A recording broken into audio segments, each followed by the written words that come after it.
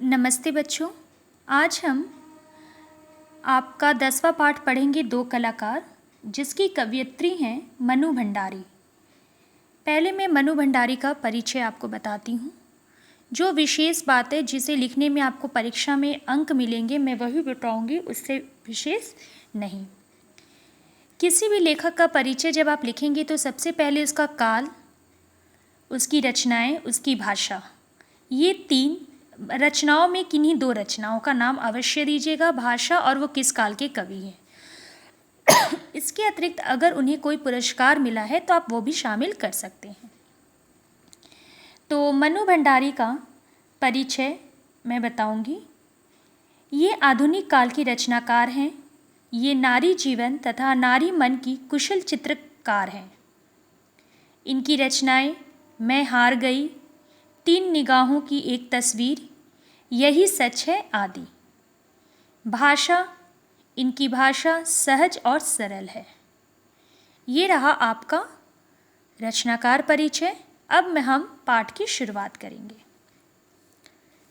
ए रुनी उठ, कहते हुए चादर खींचकर चित्रा ने सोती हुई अरुणा को झकझोर कर उठाया। चित्रा और अरुणा इस कहानी के दो मुख्य पात्र हैं। पूरी कहानी इन्हीं दोनों के ऊपर है। ये दोनों मित्र हैं। अरे क्या है, ये अरुणा कहती है। आंखें मलते हुए तनिक खिजलाहट भरे स्वर में अरुणा ने पूछा। चित्रा उसका हाथ पकड़कर खींचती हुई ले गई और अपने नए बनाए हुए चित्र के सामने ले जाकर खड़ा करके बोली, देख, मेरा चित्र पूरा हो गया। ओह, तो इसे दिखाने के लिए तूने मेरी नींद खराब की? अरे ज़रा इस चित्र को तो देख। ना पा गई पहला इनाम तो नाम बदल देना। चित्र को चारों ओर घुमाते हुए अरुणा बोली, किधर से देखूं, यह तो बता दे। 1000 बार तुझसे कहा कि जिसका चित्र बनाए उसका नाम लिख दिया कर, जिससे गलतफहमी न हुआ करे, वरना तू बनाए हाथी और हम समझे उल्लू। तस्वीर पर आंखें गड़ाते हुए बोली, किसी तरह की नहीं समझ पा रही हूँ कि 84 लाख योनियों में से आखिर यह किस जीव की तस्वीर है। तो आपको यह कोई जीव नज़र आ रहा है? ज़रा अच्छी तरह देख और समझने की कोशिश कर। अरुणा और चित्रा दो सहेली हैं। चित्रा को चित्र बनाने का बहुत शौक़ है। दोनों सहेलियां हॉस्टल में रहती हैं एक साथ। जब भी हम कोई काम अपना पूरा करते हैं तो अपने घनिष्ठ मित्र को दिखाने की कोशिश करते हैं, या घर में है तो माता पिता या भाई बहन को।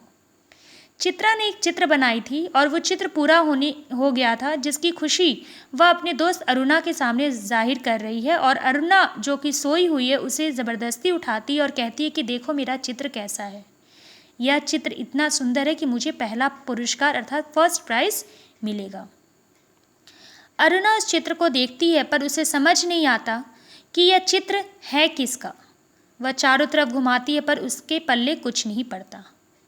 अरुणा चित्रा को कई बार कह चुकी है कि तुम जो भी चित्र बनाती हो उसका शीर्षक अर्थात उसका नाम ऊपर लिख दिया करो, जिससे समझने में सामने वाले को सहायता मिलेगी, पर चित्रा ऐसा नहीं करती।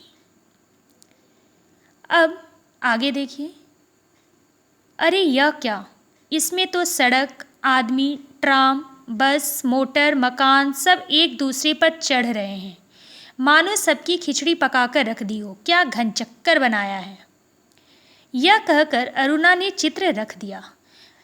मतलब चित्रा ने जो चित्र बनाए थे उसमें ये सारी चीज़ें एक दूसरे के ऊपर हैं, अर्थात किसी एक्सीडेंट का चित्र है। यह कहकर अरुणा ने चित्र रख दिया। ज़रा सोच कर बता कि यह किसका प्रतीक है। फिर कहती है चित्रा, ज़रा सोच कर बताओ कि यह किसका प्रतीक है अर्थात किसका सिंबल है। तेरी बेवकूफ़ी का। ये दोस्ती भाषा में कहती है कि तुम्हारी बेवकूफ़ी का आई है बड़ी प्रतीक वाली। अरे जनाब, यह चित्र आज की दुनिया में कन्फ्यूज़न का प्रतीक है, समझी। मुझे तो तेरे दिमाग में कन्फ्यूज़न का प्रतीक नज़र आ रहा है, बिना मतलब ज़िंदगी ख़राब कर रही है।